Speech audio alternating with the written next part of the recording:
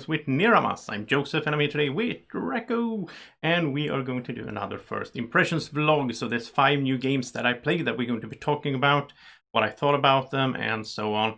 And I'll have some video rolling here in the background as well. And there is like a timeline down here that you can just, fast forward if there is a certain game you're more interested in.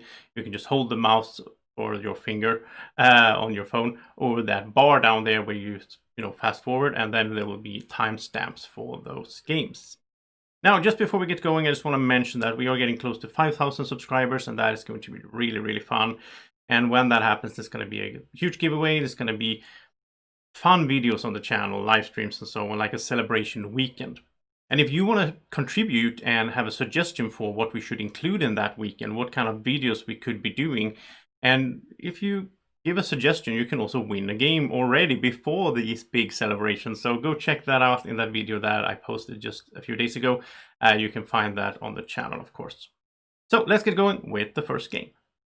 All right, so first game to talk about today is Florenza dice game, which is a dice game version of the game Florenza that I never played. It came out, I think, 10 years ago or even more than that. It's one of these like classic Euro games, I think. But in the dice game, it's a sort of roll and write with some dice drafting in there as well. So we roll dice each.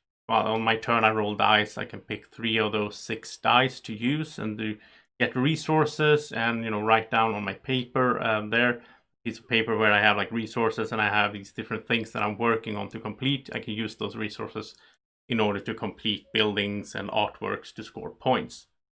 And then the other players get to choose whatever dice I didn't pick during my turn. So it's a little bit of interaction there where I can see, like I did in this playthrough that I did with Drako, I could sort of see that, okay, Drako needs a certain die. Then I can make sure to grab that so he couldn't get access to it. So yeah, it's a cute little game. It's a bit of a heavier roll and write in some senses. There's a lot going on and there's a lot of planning to actually get those buildings built. And there's like a race as well. There's like 3 different types of buildings or artwork. So there's like a race in each category and so on. It's like income you can get from the artworks, which is really good. But then again, you want to be the first to build on the cathedral, I think it's called, or the church, because then that will score you a bunch of points. So I think it's pretty fun. If you like this kind of roll and write style games, then I think this could be something for you. I mean, it's a bit of a more, in some ways, it's not thematic. You can't say that really, but in some ways, a little bit more thematic or maybe more involved the game than some of these very abstracted roll and writes that are out there. So overall, I think this game is okay. It's not something that I will. It's not a keeper for me. I will put this out on the market to sell it because it's not. I don't really see it's like it's weird in the sense that it's sort of like a filler, but it doesn't really fit the filler category either because it does take a little bit too long, I think, to really bring to my gaming group and play like in between 2 other games. So I don't really think this will be played that much, sadly, because it is pretty fun. So I mean, games it's all about taste and it's all about what you're looking for to fill a certain amount of time or a certain investment in your brain and effort and so on. And I think this one is a good one in this category. So check it out. You can watch the playthrough, of course, on the channel. Then I want to talk about Saloon Tycoon, the ranch expansion. So Saloon Tycoon I have played a bunch of times before, but it was a while ago. And this was actually my first ever Kickstarter video. I did this for Van Ryder Games, the publisher of Saloon Tycoon. And that was, it was really exciting back then. I remember being like nervous because, someone was actually expecting me to do a good presentation of their game. Yeah, so this video is not the best quality, but I think it's fairly good actually for the time it was recorded in. So, but anyway, Saloon Tycoon is a really cool sort of Euro style game where we build up saloons and it's a tile-laying game. It has a lot of interaction between the players in a way. I mean, there's some take that, there's some back and forth. But the really cool thing is that you build your saloon, as you can see here, in 3D. So as you can see here, me and Drako, we have our different boards there. We started to build up the 2nd floor of our saloon. So that's pretty cool. And yeah, so the ranch expansion I played it for the first time just some weeks ago, and I really enjoyed it. I thought it added some very well needed. Like the game is in some ways, it's not a small game. It takes a lot of table space and there's a lot going on. But the ranch expansion added some fun additions with the ranch there on the side, and then you can get some animals and you can build on that. And they also added cards and so on to the game, so and more buildings overall. So there's a lot going on. And we actually didn't just play with the ranch expansion, we played with all the mini expansions as well. I think there was like 6 or 8 mini expansions from Kickstarter. There was a lot going on with really cool effects and stuff, but of course we didn't, build everything.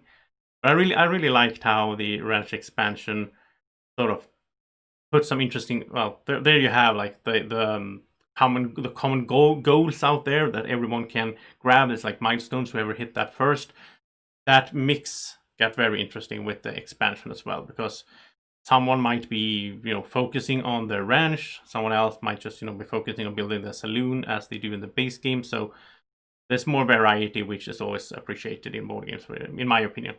But yeah, ranch expansion for Saloon Tycoon, can really recommend it. I really love this game. This is in my top 100 games of all time. I really enjoy this. This is really thematic as well, and quite funny, how they made the cards and the artwork and the theme and everything. I really enjoy it. And next up, we have a game that I haven't filmed, at least yet. I might do it at some point. I don't own it, but Andreas, my friend, owns it, and I played it with him and his wife. Smartphone Inc. Came out, well, it says 2018 here, but it was like, I think it was sold out at first, and then they made a new Kickstarter, and it arrived just a month ago or something like that, in Sweden at least. So Smartphone Inc. is a game that has a lot of elements that I usually don't enjoy that much in board games, because there's a lot of like market manipulation, well, not manipulation, but like trading goods, sort of, in a. I think mainly my main thing with this was hesitant about at first was that it takes place, the theme is in the present time. I usually don't like games that are realistic in that sense. I like fantasy and space or historical or medieval, all that stuff. So this one I was a bit hesitant to at first, but I must say that I had a really good time playing it. It was fun. The game mechanics are really interesting in how you want to lower your prices of your smartphones in order to sell more of them, but on the other hand, you get less money per phone or sort of shipment sold, right? But if you go for a high price, you will sell for a higher price, but you will also go later in the turn order, because the turn order is based on how you affect the price of your own phones. That's really interesting. It's really important to go early, I think, a lot of times at least. So you want to sell cheap. But then there's another factor that you might not be able to sell because you don't have certain technology with your phones. Like you can research 4G or you can research Wi-Fi and so on. And if you have that and your opponent doesn't have it, then you get to sell to some buyers, even if you're selling it for more expensive than he or she is. So there's a lot of mind games in some ways, but it's all out there. You can see the information, so you know what the other players are capable of. And I think that's when it comes in. Like we had a very relaxed, fun game. If you wanted to, you could really try to min-max this and like calculate exactly how the round might go, and there could be a lot of boring downtime in that sense. So I think this is one of those games that I have to play with the relaxed people in my gaming group. And then I should also mention another fun thing with this game, and I think it's not unique, but I think it's fairly rare that the action selection that you do at the start of each round is like a puzzle. So you have, let's see if there's a picture of it here. You have these boards here that with different symbols, and you have 2 of them, and then you put them on top of each other, so you have to cover up something. But whatever is visible, that's the amount of those actions that you will be able to do. And everybody does this in secret and behind the screen at the start of the round, and then reveals, and it's like, okay, I'm going to go for this, and so on. So you can't really plan it out in that stage, actually. But yeah, I think that was pretty fun. That was a cool mechanic, and I liked how, I don't know what it's called. Like I think it's like simultaneous action selection, maybe it's called. Like when everybody in secret decides what to do and then you reveal. I think that's a fun game mechanic, and it worked out really good in this game. It really fit with everything else. It worked out as a whole. So yeah, so I can recommend Smartphone Inc., especially if you are into this kind of games, or if you're like me, that you normally tend to go for more of a fantasy or, that kind of games, but then occasionally you do like one of these realistic Euros. So yeah, Smartphone Inc., that's the one. Now let's head to the next one. And speaking of fantasy, well, it's not really fantasy, it's more like a civilization historical theme, but there could be some supernatural things here as well with monsters and so on. But in the solo playthrough I did here of Monumental, there is it's just a civ game basically, but it's a deck builder, so that takes off. If you watch my top 10 game mechanics list that I did a while ago, you know that I love deck building, so that's in there. There's also dudes on a map, really nice miniatures, really nice figures.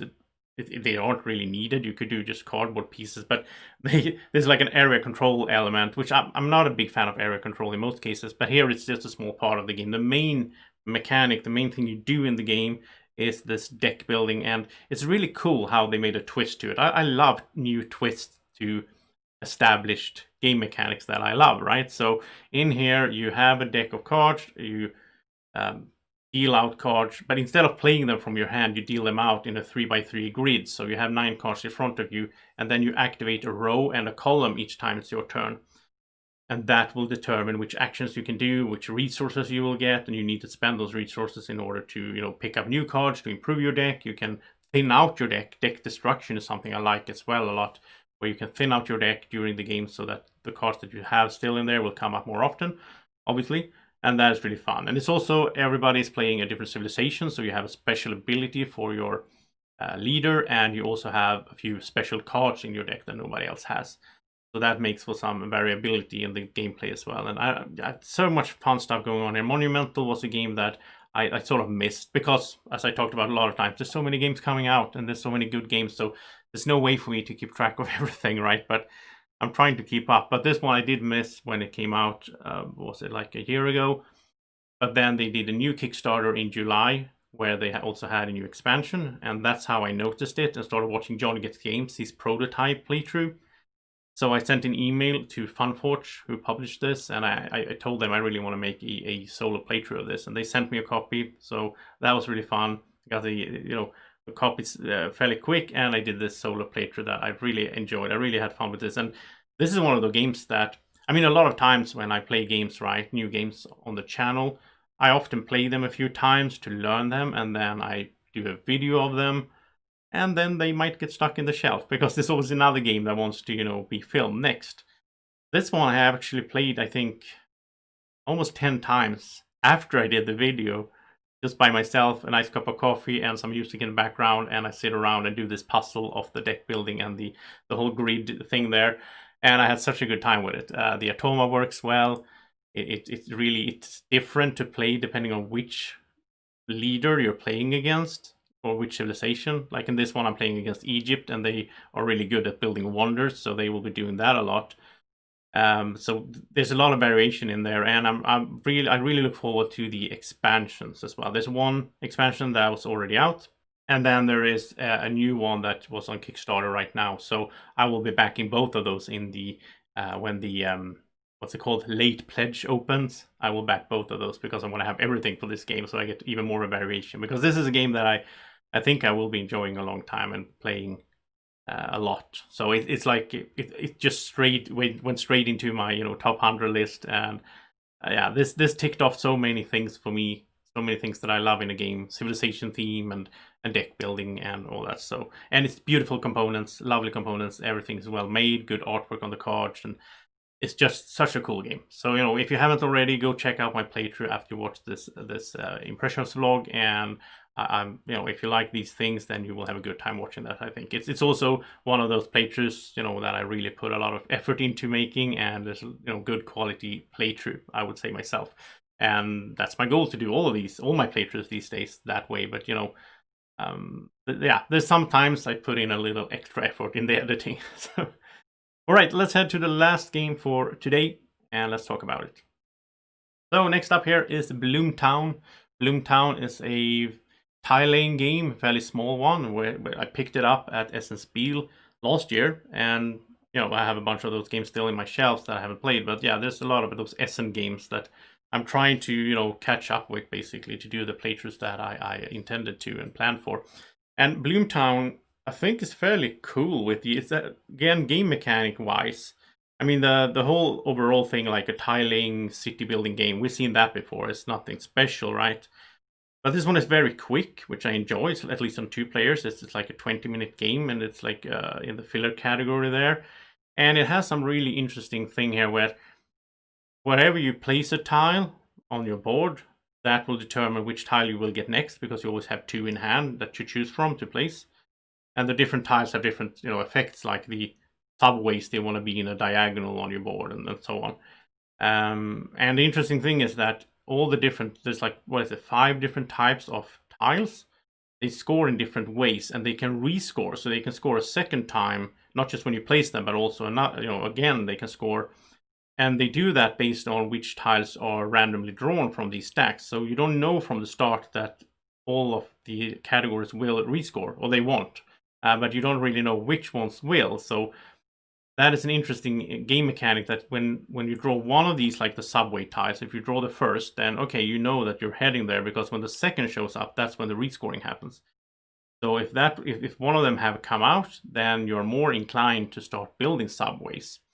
So yeah, I think this is an interesting one. I haven't played it on 4 players. I would like to do that in a way, because that would increase the number of tiles available. So that would make, maybe for some different combinations than you get in a 2-player game.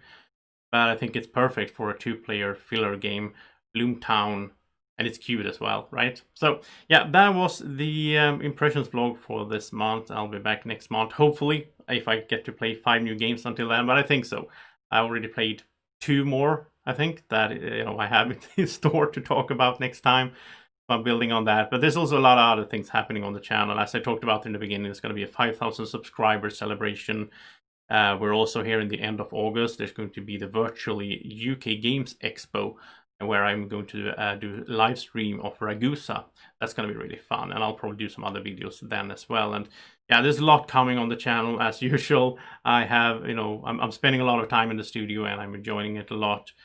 And I look forward to just keep going. Then in October, Essen Spiel, of course, going to be digitally, and I will be very active then and have a week of, you know, streaming new cool games. So I have a lot to look forward to, and you have as well if you keep watching the channel. So thank you so much for watching. You know, if you liked this vlog, press the like button and subscribe to the channel. Thank you so much for watching. Have a great evening, morning, or whenever you're watching. Take care. Bye-bye.